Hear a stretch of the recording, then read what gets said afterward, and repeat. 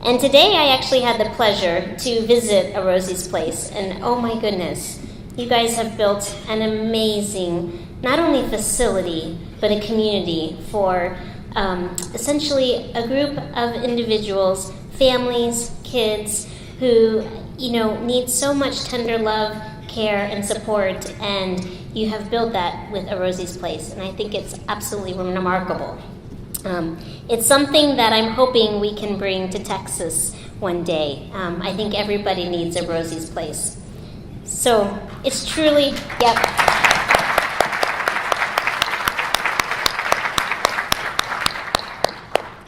It is truly something that I'm very passionate about, raising awareness and advocacy for kids with medical fragility, complexity, however you want to call it. But there are so many of our patients that I take care of, kids that I know, having been a child who grew up in the hospital many days, many months. It's a big stress for families, and it's something that I don't think, unless you're going through it, you quite understand how it affects a family. And I think this is something that what you guys are doing is going to make a huge difference for the families and the kids that you serve, and it is something that I'm very passionate about. Well, why am I passionate about it? I myself was a child growing up with a skeletal dysplasia. So I have spondyloepiphyseal dysplasia, which is a type of dwarfism that results in short stature, but also a lot of orthopedic complications. So while I have, certain medical complexities growing up, I actually had a very supportive family and was able to sort of feel like I could do anything I wanted.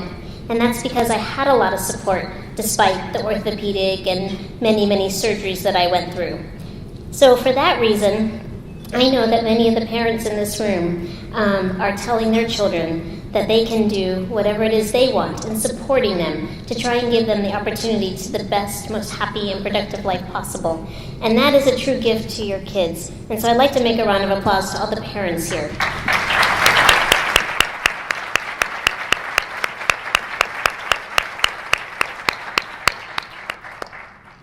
So myself, as a child growing up with medical complexity, I feel that what you are doing is important and actually led me to my career as a physician. And so now I have the opportunity to take care of kids.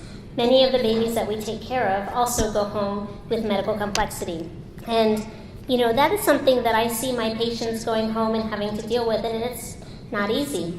But it's also a privilege and an honor. I know my parents felt that way. I know myself as a parent feels that way. And I know many of our families that we take care of feel that way as well. And so becoming a physician and being a part of the team that takes care of kids with medical complexity is pretty remarkable. But I've seen a need. I've seen a need for kids to get care beyond the hospital. I also see a need for kids to get care even within the hospital that's more coordinated and supportive. And I think we all have a lot of work in this area to do. I don't know if you know this, but there are actually 2 million children, and that number is growing every year, who actually are considered to be medical complex in this country.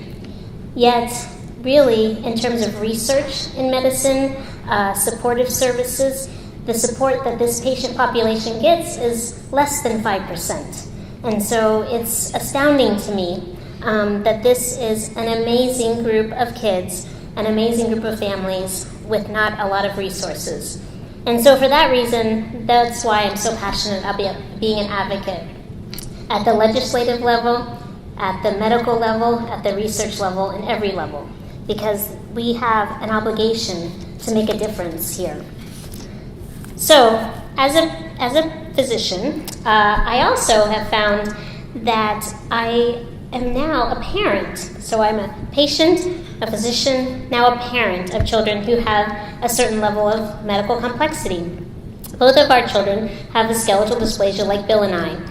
And while their skeletal dysplasia is different than mine, and I'm very hopeful that they won't have to endure nearly as many surgeries as my husband Bill or I have had to, we do know that they will face some medical complications and orthopedic challenges.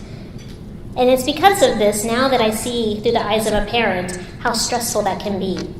And so when I visited Rosie's place today, and I saw the families and the parents spending time with the other care providers, meeting each other, and having that sort of bond with each other, I realized as a parent how important that is. And that wasn't quite clear to me as a physician or as the patient. And so one of the things that I wanted to point out that I was so impressed with at Rosie's Place is not only are you providing support, are you giving respite care to families who really need it, but you're also making bonds, relationships in a community. And I think that's what makes us stronger. And so because children with complex medical needs are a group that are still underrepresented in all areas of healthcare, I'm very excited to see what you're doing.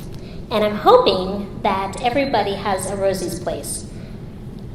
Funny enough, today, I was getting on the plane to come here. Not sure if I'd make it, by the way. But I did make it into Chicago. And on the way, one of the board of trustee members was actually at the airport with me. And he said, "Hey, Jennifer, how are you? Where are you off to?" And I mentioned where I was coming. And I said, "I'm going to be able to be at the event for a great place called a Rosie's Place." And I told him briefly what it was. And I said, we should do this here in Houston. I don't know if he was happy to hear from me on that at the airport. But nonetheless, what you guys are doing is remarkable. And getting the word out is going to help so many other places to be able to put their efforts together, to come together like you guys have, to support organizations that are going to support our families and our patients who are dealing with medical complexity. So as a parent, as a clinician, and even a former patient myself, this work is so important. And I am amazed by all of you that are here, despite the weather, to support a Rosie's Place. I'm in awe of the work of Rosie's Place, and I think what you're doing is going to be a tremendous value to your families, to your patients, and to your community. And it's really going to take some time, I think, before everybody has a place like a Rosie's Place, but I do believe in my heart of hearts that over time we will be able to support our families with more than just the medical care in the hospital, but all the other things that are involved in taking care of a patient outside of the hospital, to keep them out of the hospital. One of the things that I do as a physician is I also teach. I teach a lot at our hospital, and I teach with something called simulation. Anybody here heard of simulation? You can raise your hand. I don't know if I can see. So it's, these very high-tech mannequins or dummies. They don't like to be called dummies. But, they're really not very smart, but they help us become smarter. And we actually train healthcare providers in the hospital on very high-risk or complicated situations. Well, I've also found that many parents of children who have complex medical needs really become healthcare providers when they go home. And so we've started training parents and caregivers before they go home on high-risk situations so that they're better prepared to care for their children at home. So my point of sharing that example to you is that the opportunities to help create a community of children that we are so in awe of and to support them and to support our families are endless. So with that, I'm going to end, and I really thank you all for your time and for inviting me to be here. And I hope that someday I'm coming back to tell you we have a place like a Rosie's Place where I come from. Thank you.